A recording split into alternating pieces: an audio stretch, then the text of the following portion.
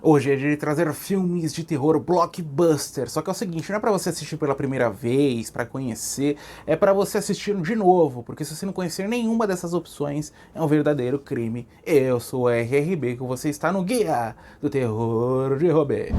E para entrar, reze para sair uma das maiores traduções da história do terror. A pessoa que fez isso estava muito empolgada. O título original é The Fun House, que seria algo como o Trem do Terror, a história desses jovens que decidem passar uma noite exatamente no Trem do Terror, dentro desse parque de diversões fechado. O que eles não sabem é que embaixo do Trem do Terror tem uma família de seres deformados, sedentos por violência. É uma noite de terror, noite, parque de diversão, pessoas deformadas. É impossível deixar de assistir. Direção do Tobe Hooper, geralmente eu me esqueço que ele dirigiu Pague para Entrar, Reze para Sair, me esqueço que ele dirigiu Poltergeist, diretor de Massacre da Serra Elétrica, filmaço tradicional, anos 80, aquele filme que você, se você não soubesse a década, com 10 minutos você fala, não, esse filme é do início dos anos 80, mas precisamente de 81, classicão, The Fun House. Corra, se por alguma razão você não assistiu ainda.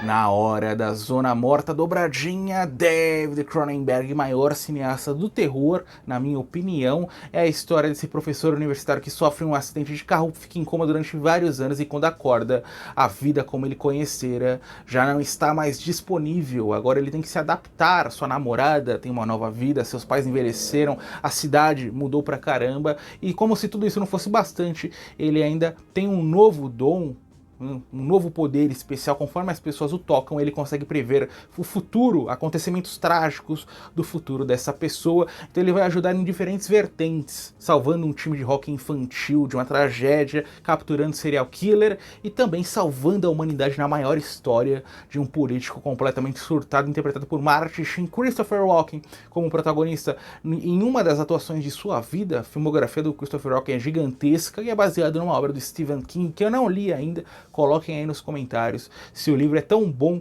ou melhor do que esse filme do David Cronenberg. Um filme mais linear, mais tranquilo, não tem espaço para as características mais básicas do cinema do Cronenberg, o tradicional body horror, mas funciona, extremamente atmosférico, filme de conforto para você assistir no meio da madrugada, que é aí que a experiência vai ficar realmente assustadora. I was there, I saw it. Put your hand on the scanning screen and you'll go down in history with me. I saw his face. I stood there. I didn't... Videodrome, a síndrome do vídeo, na minha opinião, o maior filme da filmografia do David Cronenberg. É a história desse homem que trabalha nessa emissora de TV a cabo. Ele descobre um sinal ilegal de um possível filme snuff. Ele fica obcecado, vai tentar descobrir quem filmou aquilo, simplesmente para cair dentro de uma conspiração. James Woods como protagonista, cara de golpista, fala de golpista, jeito de golpista, na vida pessoal deve ser golpista também, porque ninguém consegue fingir tão bem. Eu amo o James Woods na mesma proporção que o Christopher Walken, né? O personagem mais tranquilo, não há tanto espaço para o James Woods colocar a sua personalidade ali, mas ele dá seu jeito, isso que torna um personagem tão envolvente, ficou tão popular por suas cenas, em especial a do James Woods interagindo com a televisão. Tem também o body horror que eu citei, a arma acoplada à mão do James Woods, um negócio nojento, e o James Woods virando um VHS, tendo uma fita inserida em seu estômago. Falar não é bastante, você tem que assistir essa atrocidade.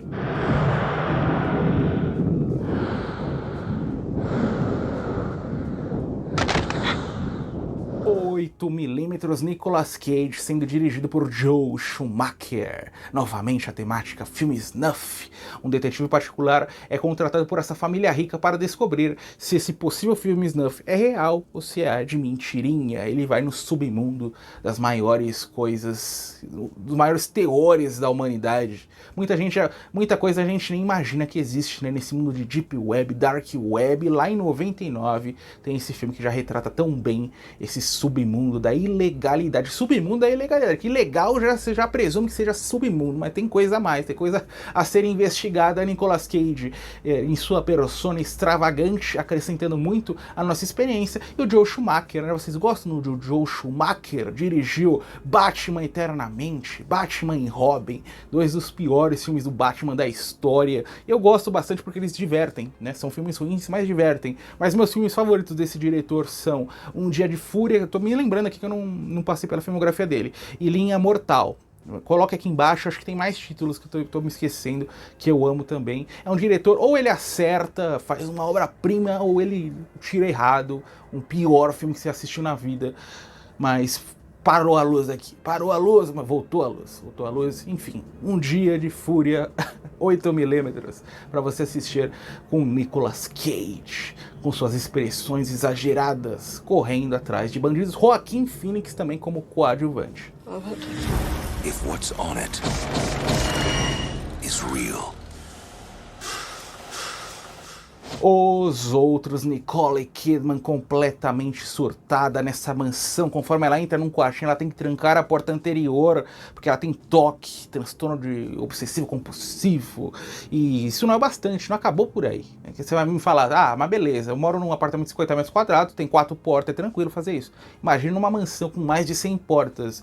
Uma rodada que ela dá pela casa, acabou o dia, ela tem que dormir no porão, porque ela não tem mais condições físicas de voltar até seu quarto. Mas isso não é o bastante, porque ela acha que existem assombrações dentro daquela mansão, e você vai falar, beleza, o pavor já acabou por aí, mas não, tem mais. Os filhos são sensíveis à luz, então ela tem que viver na escuridão. É um filme perfeito de Casa Mal Assombrada, um dos melhores que eu assisti na vida. Um dos vídeos anteriores eu falei do Ray Milland, A Luz de Velas, na escuridão, com seu olhar expressivo. Aqui é a mesma coisa, só que nessa persona feminina, Nicole Kidman, com seu tom pálido. A cinematografia desse filme é uma das coisas mais perfeitas e muito por conta da Nicole Kidman ali. O físico dela já é simplesmente metade do filme, metade dos outros. Eu assisti esse filme lá quando ele era inédito, lá na tela quente, quando saiu pela Globo 2003, 2004, ele é de 2001, e uma experiência marcante, assisti várias vezes, filme de conforto total.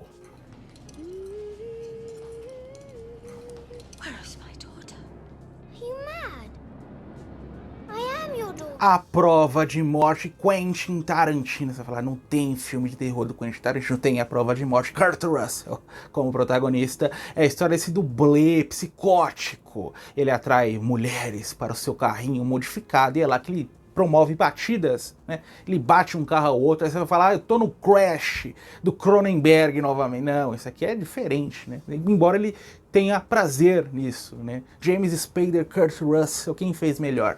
Enfim, só que o único assento tranquilo que as pessoas não vão se ferir é o do motorista, é o do Kurt Russell. Quem tá nos outros assentos encontra destinos cruéis. Nós vamos ter duas histórias, né? Primeira, quando o Kurt Russell tá promovendo as suas maldades com algumas garotas que ele conhece num bar, e a segunda história, garotas se vingando do Kurt Russell. Ambas são incríveis, né? Ambos os momentos, as duas metades, mas eu prefiro mais essa primeira, né? O Kurt Russell nos surpreendendo em seu grau de psicopatia, grande atuação, até diferente do que nós estamos acostumados. O Kurt Russell geralmente é o mocinho da história do filme, aqui atirando para algo diferente. E o Tarantino fez esse filme quando ele saiu em 2007. Você encontra a double feature, né? A Prova de Morte com Planeta Terror, que é do Robert Rodrigues. Então você pode fazer esse double feature, inclusive hoje. O Planeta Terror é um filme superior à Prova de Morte, são filmes perfeitos e são filmes hiper violentos, do jeito que a gente gosta, do jeito que é o cinema do Tarantino. Quando a gente olha para a filmografia desse cineasta, o meu favorito é Jackie Brown, que foge, geralmente o pessoal fala Bastardos Inglórios, que eu tenho alguns problemas, o pessoal fala de Pulp Fiction, que é um filmaço também, eu também amo Os Oito Odiados, filmografia é impecável, a gente pode falar isso. O único filme que eu tenho por mais que eu tenha problemas com Bastardos Inglórios, eu reconheço que seja um filmaço, mas eu tenho mais problemas com o Kill Bill Volume 2, que eu acho que ele perde um pouquinho de ritmo. Mas é isso, Tarantino não tem como dar errado. Cowboy wisdom. I'm not a cowboy, Pam. I'm a stuntman. Quentin Tarantino's Death Proof. Akira, Kiyoshi Kurosawa, obra do Japão. Japão, a história desse várias mortes que acontecem, um detetive começa a investigar simplesmente para descobrir que não existe um único assassino. Todas as mortes têm um X, ou na parede, ou no corpo das vítimas, só que os assassinos parecem ser diferentes, várias pessoas, não tem nenhuma conexão, então ele começa a investigar exatamente essa falta de conexão, simplesmente para ter sua sanidade colocada à prova. É uma daquelas obras que não é para você entender, é para você simplesmente absorver o clima que o filme propõe, que o Yoshiki Kurosawa depois fez, meu cineasta favorito de terror dentro do Japão, ele fez aquele Kairo, que é o Pulse, em seu título mundial, que também é inacreditavelmente bom. Pra mim é melhor do que A Cura, até.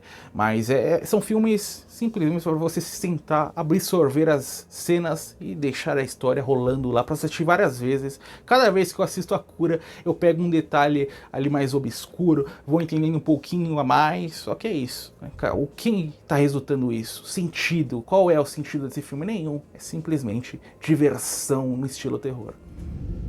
今全部外にある。その代わり俺自身は空っぽになった。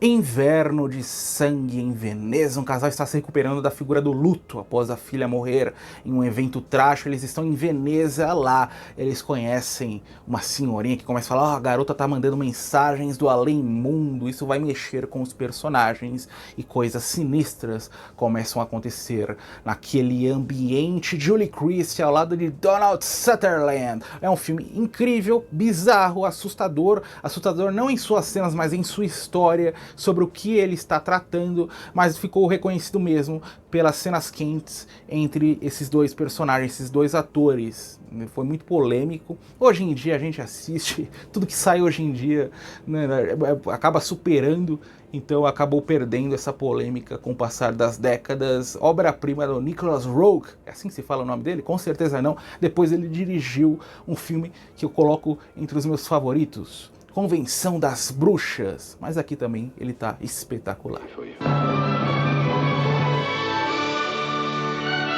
A Morte do Demônio, Evil Dead, o remake, não é o original. A garota tá com problema com drogas, vai se recuperar, vai fazer um isolamento forçado nessa cabana no meio da natureza, e é lá que eles descobrem Necronomicon, o Livro dos Mortos, assombrações, espíritos, demônios, tudo isso e mais um pouco.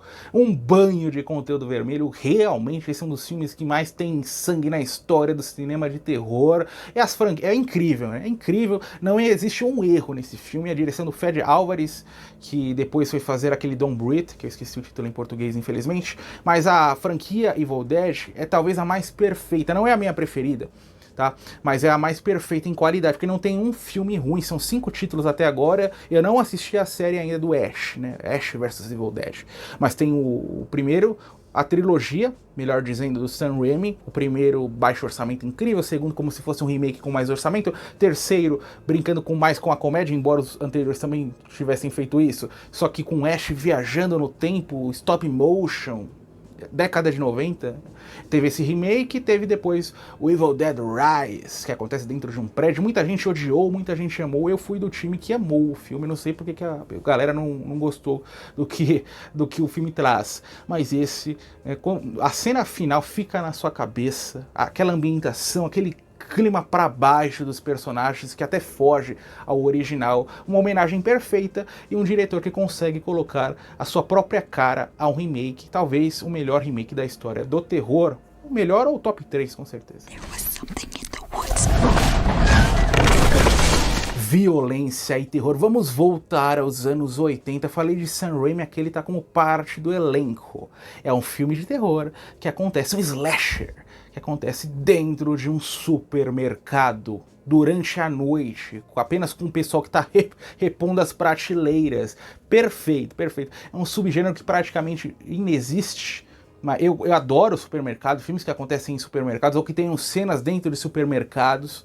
Eu tenho esse fraco, aliás, eu tenho fraco por supermercado, metrô, trem, que mais? Parque de diversão, é uma lista filmes de terror na estrada, é uma lista que não para.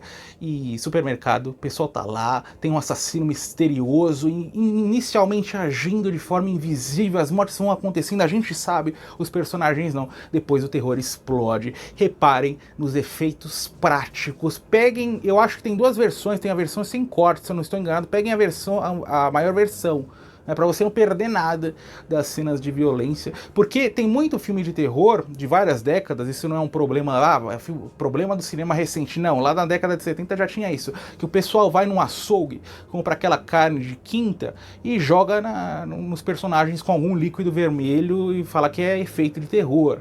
Aqui não, aqui é um cuidado, é uma elaboração em cada item, em cada instrumento de violência ou instrumento vítima, né? Os personagens, um braço, é perfeito, perfeito e uma das melhores utilizações de efeitos práticos dos anos 80.